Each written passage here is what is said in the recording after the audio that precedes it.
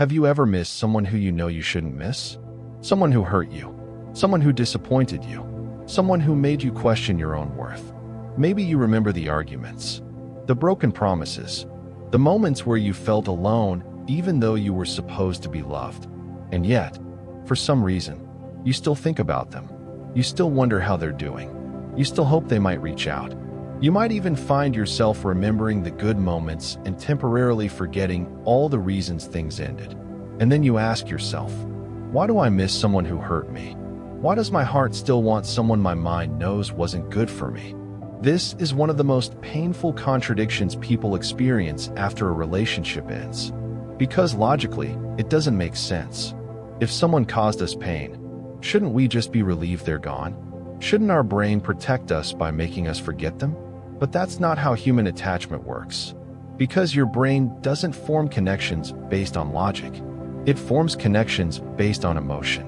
And sometimes, the strongest attachments aren't created by the people who treated us perfectly. Sometimes they're created by the people who made us feel something incredibly powerful, even if those feelings weren't always healthy. And understanding why this happens can completely change the way you see yourself after heartbreak. Because missing someone doesn't always mean they were right for you. Sometimes, it simply means they mattered. Think about the last time you experienced a strong emotional memory. Maybe it was a song that instantly reminded you of someone, a place you used to go together, a smell that brought you back to a specific moment. For a few seconds, it almost feels like you're there again. Your brain has an incredible ability to connect people, places, and experiences with emotions. And relationships create some of the strongest emotional connections we ever experience. When someone becomes an important part of your life, your brain doesn't just store memories of that person. It begins associating them with feelings, comfort, security, excitement, belonging, hope. They become part of your daily emotional environment. Their name becomes familiar. Their voice becomes comforting. Their presence becomes expected. And over time, your brain begins to treat that person as part of your normal life. This is why losing someone can feel so disorienting. You're not just losing a person. You're losing a pattern your brain had adapted to. The good morning messages, the inside jokes, the random conversations, the feeling that there was someone out there who knew you. Those small moments may not seem important while they're happening, but your brain collects them, day after day, memory after memory, until one person becomes connected to thousands of experiences. So when that person is gone, your brain doesn't simply erase those connections. It keeps searching for what it used to have. But here's where things get complicated. Because if someone hurt you, why doesn't your brain focus on those moments instead?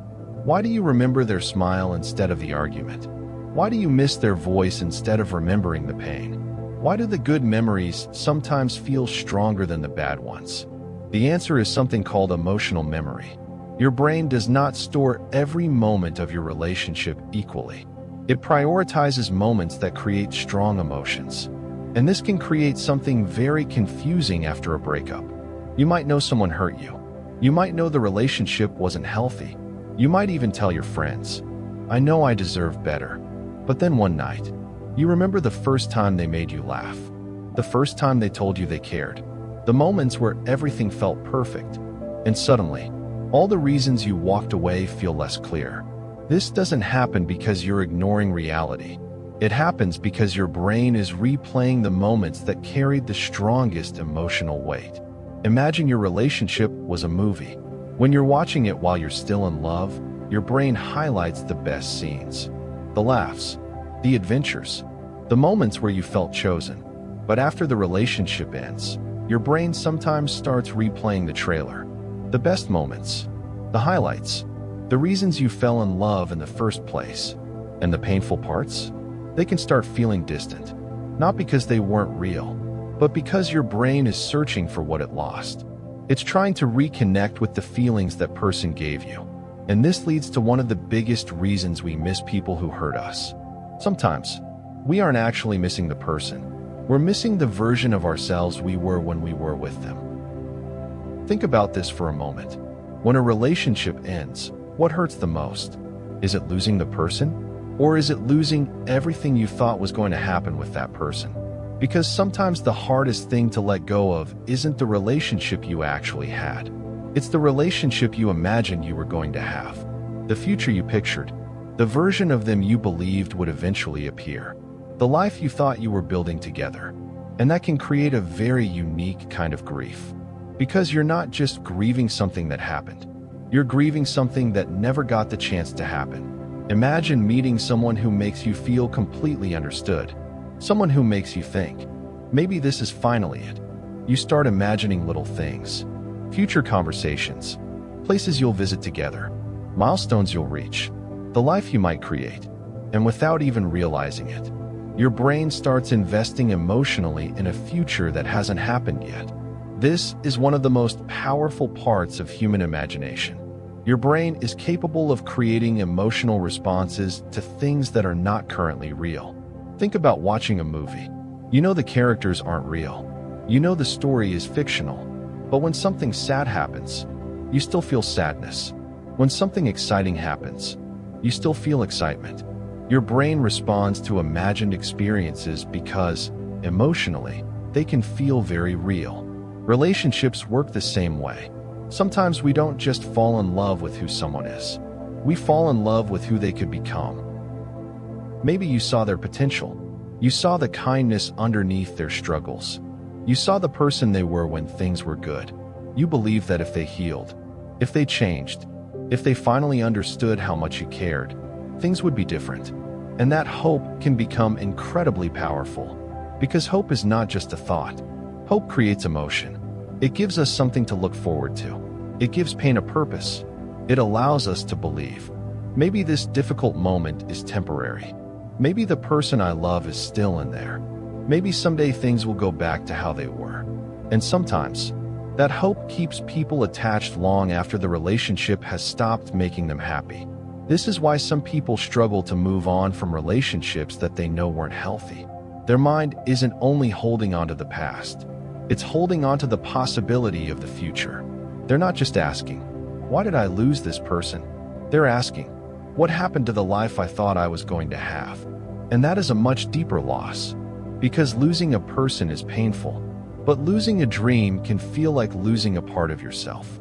Another reason we miss people who hurt us is because human beings naturally focus on what is unfinished. Have you ever had a conversation that ended badly? Maybe you said something you regret. Maybe you never got to explain how you felt. Maybe someone walked away before you got the answers you needed. And even years later, your brain randomly brings that moment back. That's because your brain dislikes unfinished stories. It wants resolution. It wants things to make sense. And relationships are some of the biggest stories we ever create. So when one ends without the ending we wanted, our brain keeps returning to it.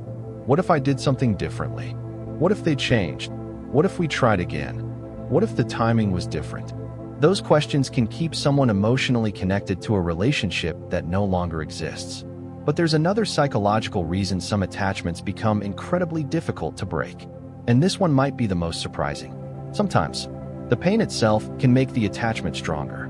That sounds backwards. Why would someone become more attached to a person who hurts them? Shouldn't pain push us away? Logically, yes. But emotions don't always work that way. Because relationships aren't built only from positive experiences. They're built from intensity. And sometimes a relationship with extreme highs and extreme lows creates a powerful emotional cycle. Think about a relationship where someone is incredibly loving one moment and distant the next. One day, they make you feel like the most important person in the world.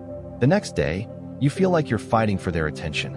That unpredictability can create something called intermittent reinforcement. It's the same psychological principle that makes unpredictable rewards so difficult to ignore. If you knew something would never happen, you would eventually stop expecting it. But if there is always a possibility, your brain keeps waiting. Think about a person playing a game where they never win. Eventually, they stop playing. But if they occasionally win, just enough to believe another win might be coming, they keep trying.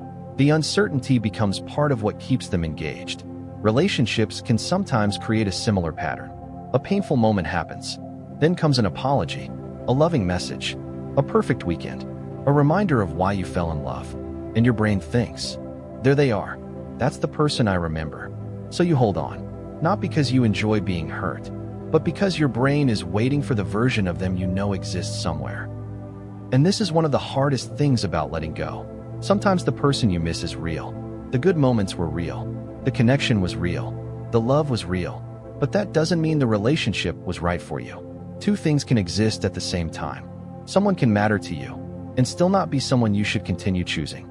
Someone can have given you beautiful memories and still have caused you pain you didn't deserve. Someone can have been an important chapter in your life without being the person who belongs in the next chapter.